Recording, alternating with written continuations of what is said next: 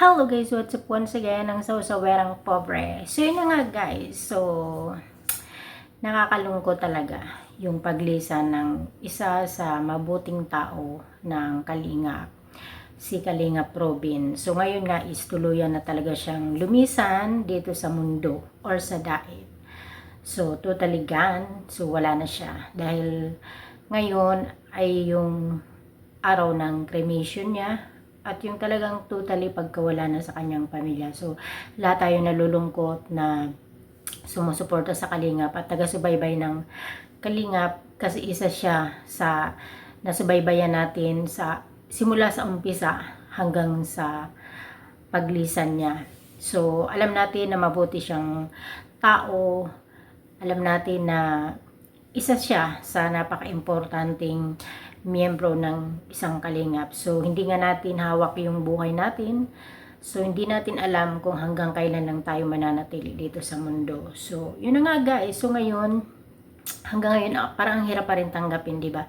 So, nakakalungkot pa rin. Yung parang shocking pa rin tayo na parang hindi pa rin tayo makapaniwala na wala na siya, no? So, ako dahil nalulungkot nga ako. So, ito, binalikan ko yung umpisa.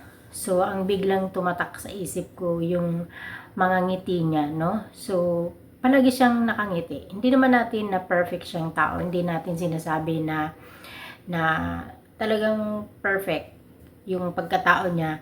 Pero hindi ko talaga makakalimutan yung mga ngiti niya, no? So, ano siya? Mabait. Kahit hindi natin kalahi, pero mabait siyang tao. Yun nga, ngayon guys, so, babalikan natin yung umpisa kung paano sila natulungan ng Kalingap. So, dun sa umpisa na nalingap, nakita natin yung sitwasyon nila, yung bahay, hanggang sa napagawaan sila ng bahay, nagpakasal.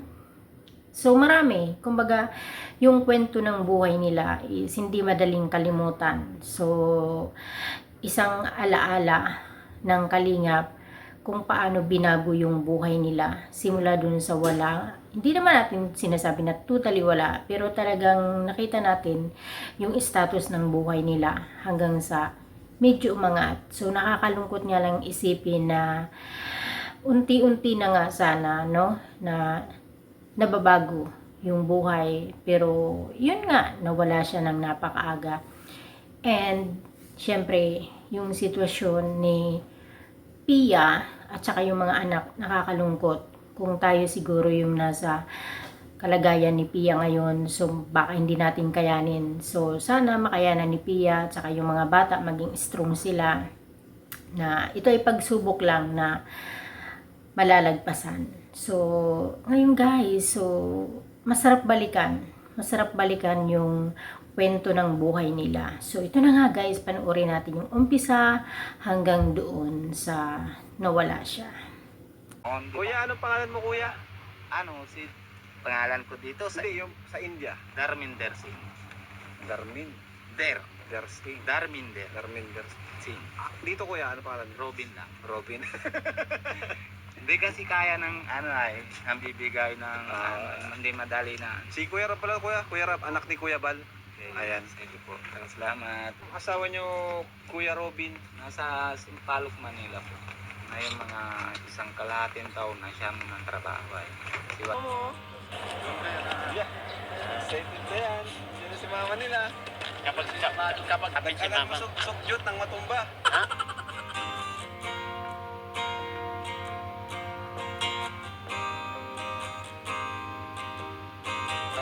Ayun na.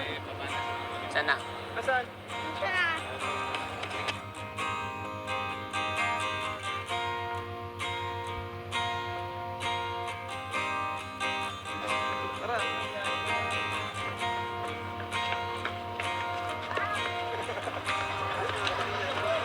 Ayan na. Mga sponsor na tumulong para magkabahay kami. Maraming salamat po sa lahat ng viewers. Maraming salamat po. Sana marami pa pong blessing na dumating sa inyong lahat.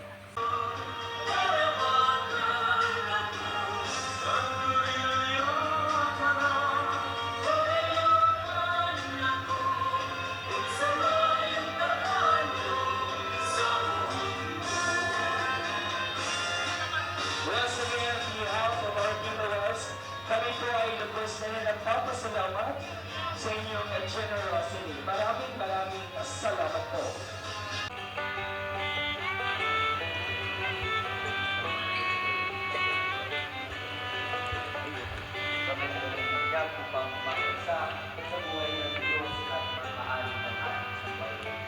Ano, kung balik-balik ako sa India, lagi naman sundo sa akin sa airport.